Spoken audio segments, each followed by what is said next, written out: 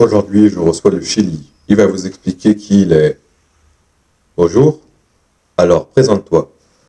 Alors, je suis une république d'Amérique du Sud, ma capitale est Santiago de Chile, mais plus communément appelée Santiago.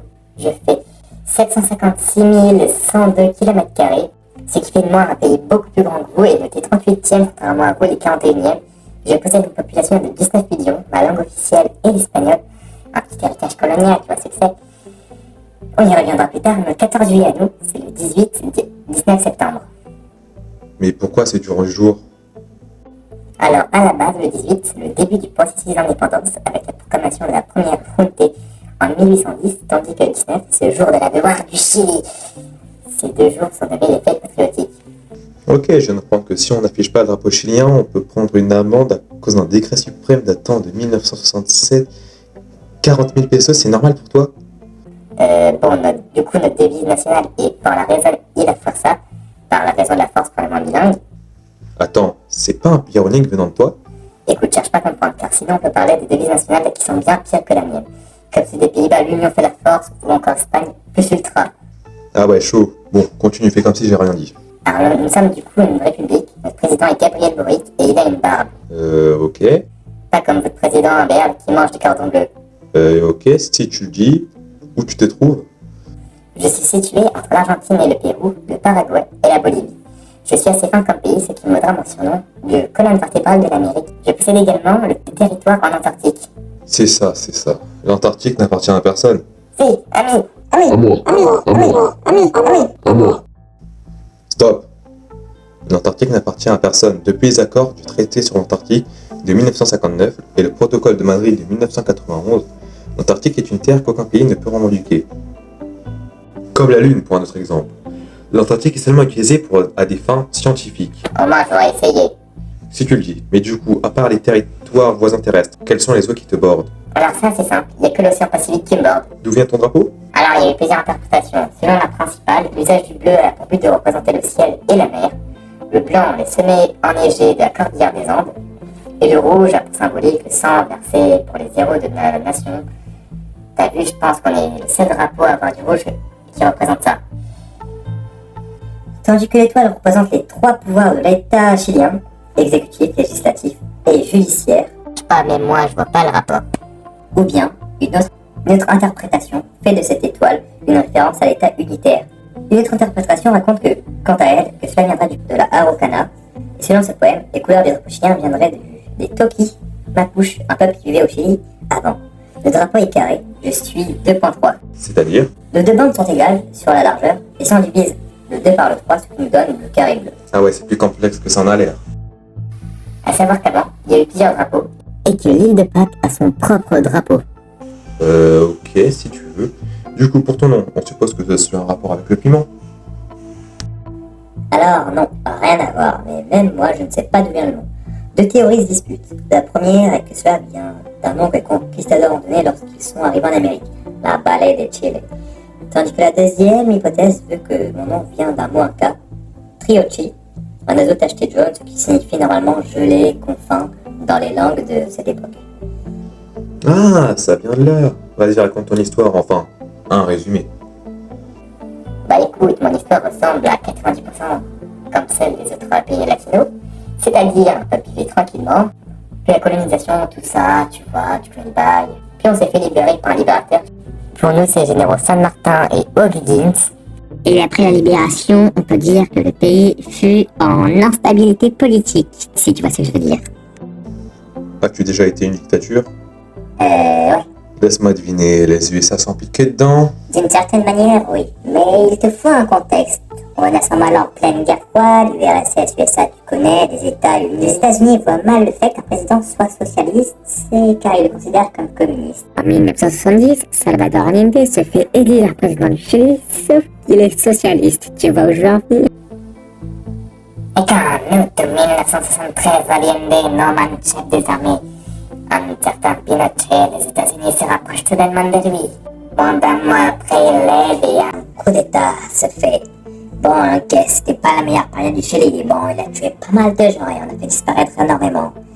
Il a également écrit la Constitution du Chili, qui est d'ailleurs toujours en vigueur aujourd'hui. Ce dirigeant a aussi survécu à de nombreuses tentatives d'assassinat. Mais Et j'ai pas envie de m'attarder dessus, on était simplement dans une dictature militaire. Et du coup, comment cela s'est terminé? En 1998, Pinochet fait un référendum pour demander au peuple s'il peut rester au pouvoir jusqu'en 1997. Et tout simplement, il a perdu avec seulement 40 ans, avec seulement 45% des voix, et du coup Pinochet fait remplacer. Et en 1998, il a été arrêté avec comme accusation génocide, terrorisme et torture. Tout le dire comme ça, mais il est mort avant son jugement. Dommage. Ouais. Mais du coup, que deviens-tu depuis? Comme dit précédemment, le pays se porte bien malgré le fait qu'il y a actuellement des manifestations pour un remaniement de la Constitution. Une Constitution qui promet des avancées sociales comme le droit du logement, de nouvelles formes d'organisation nationale et étatique favorables aux groupes ethniques, progressistes, féministes, écologiques et sociales. J'imagine que l'extrême droite est contre. Étonnamment, comment est-ce qu'ils veulent garder leur richesse s'ils perdent leur constitution, celle de Pinochet? Et comment cela s'est terminé?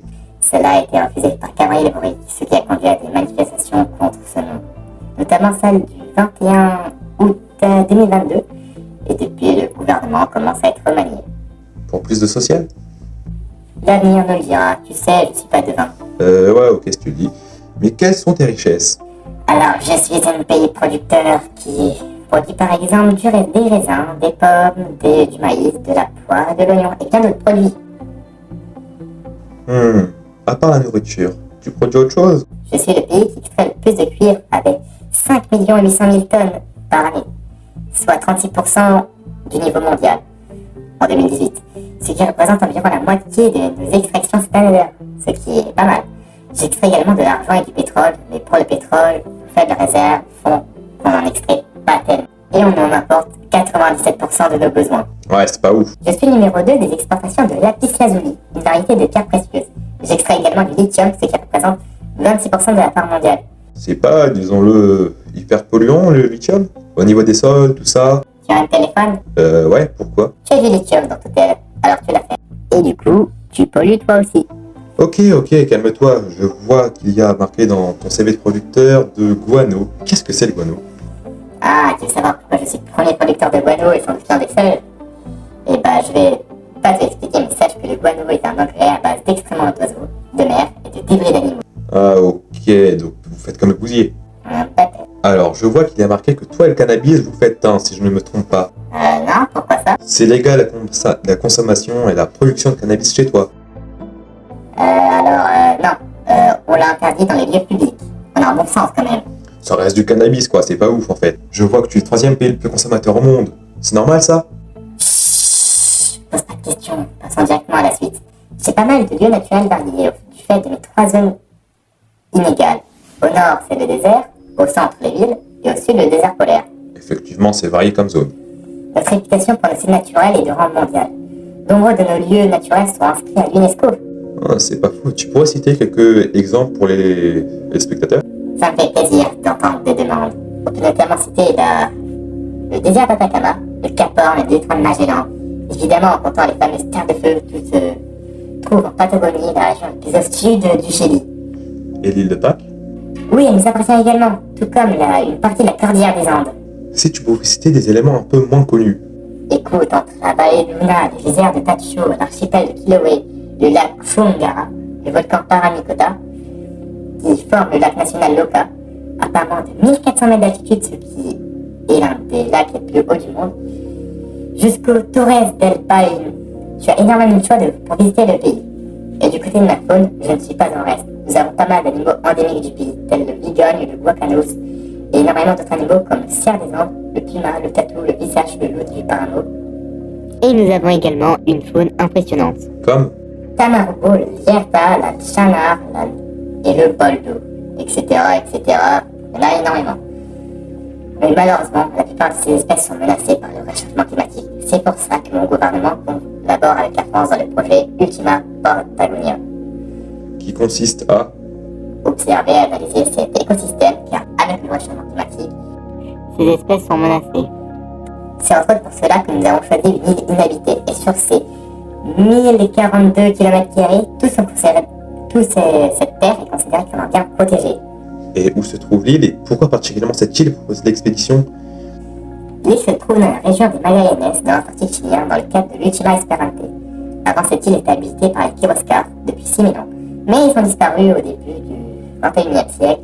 Les Européens ont découvert cette île le 17 novembre 1579 avec Pedro Sarmiento de Gamboa qui, avec Juan de Villalobos, découvre cette île faite de calcaire et de roches cristallines. Ok, mais c'était pas ma question en fait. Ah oui, du coup, cette île possède de nombreuses espèces endémiques comme des coraux, des coléoptères, des crustacés, des crabes, des oiseaux marins. Et cette île est également recouverte d'êtres de Magellan. Ah ok, je vois que l'expédition est répétée tous les 4 ans depuis plus de 20 ans. Pourquoi s'acharner sur cette île en fait? Et puis la disparition des écosystèmes, c'est partout, alors pourquoi? Pose-toi de question. J'en sais rien, moi. Bon, ok, passons à autre chose. Dis-nous, quelles sont vos personnalités célèbres? Et bah, pour commencer, voyons. Les personnalités, dans l'ordre historique.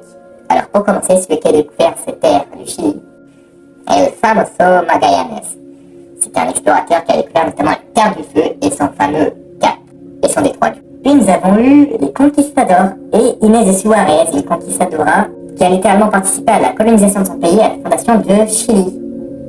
Enfin, qui a participé à la fondation de la capitale du Chili, Santiago. Son histoire est un peu cocasse, mais pas le temps d'expliquer. Ensuite, nous avons plusieurs libérateurs, mais le plus représentatif est le général O'Higgins, qui nous a libérés de l'empire colonial espagnol. Quelques siècles plus tard, nous avons eu Salvador Allende et Pinochet, mais nous en avons déjà parlé plus tôt. Nous sommes l'un des seuls pays à avoir déjà eu une présidente à la tête du pouvoir. Il s'agit de Michelle Bachelet, qui a eu 2 mandats non successifs à la tête du pouvoir, ce qui n'est pas rien pour une présidente. Sors un peu de la politique là, on commence un peu à faire une overdose de politique avec tout ce qui se passe actuellement. Quelles sont vos autres personnalités célèbres hors politique? Alors, nous avons eu 2 prix Nobel de littérature. Le premier avec Gabriela Mistral en 1945 et le second avec Pablo Neruda en 1975. Parle de personnes plus récentes. Au cinéma, nous avons plusieurs acteurs célèbres, tels Pedro Pascal, que vous les Européens connaissez pour son rôle de Mondo dans la série Star Wars, et Santiago Cabrera, que personne ne connaît alors qu'il jouait dans Transformers. C'est Transformers quoi, faut pas abuser non plus. Ok. Bon, nous avons également le réalisateur Alejandro, j'arrive pas à prendre son famille, donc je vais l'afficher, qui avait fait un film Dune. Non, il n'en a pas fait. Normal, il est annulé à cause de raisons financières. Mais nous avions un casting intéressant avec notamment Salvador Dali, Orson Welles, Alain Delon ou encore Mike Jagger. Aujourd'hui, il ne reste plus que les storyboards et c'est tout. Vas-y, passe au sportif de ton pays. En sportif, nous avons, au niveau du tennis, Marcelo Rios, qui malgré sa courte carrière de 10 ans, a réussi à avoir 18 titres et a même été premier mondial en avril 1998. Il a quand même perdu 13 finales. Chut. Au foot, nous avons un joueur qui a passé par de nombreux clubs comme le FC Barcelone, Arsenal, Manchester United et l'Inter Milan, Alexis Sanchez, qui aujourd'hui se repose dans son cité phocéenne en France. Nous avons également eu Elias Figueira, qui est considéré comme l'un des meilleurs défenseurs centraux du XXe siècle. Il fut d'ailleurs nommé l'un des meilleurs joueurs sud-américains en 1974, 75 et 76. Il est également dans la liste du FIFA 100, qui regroupe les 125 meilleurs joueurs du foot vivant en 2004, d'après le défunt Pelé. Ok, on commence à manquer de temps, vite, fais une conclusion. Alors, je vais simplement dire une réplique du général libérateur. Vivir con honor o morir con gloria. El que sea valiente que me siga. C'est bon, on coupe.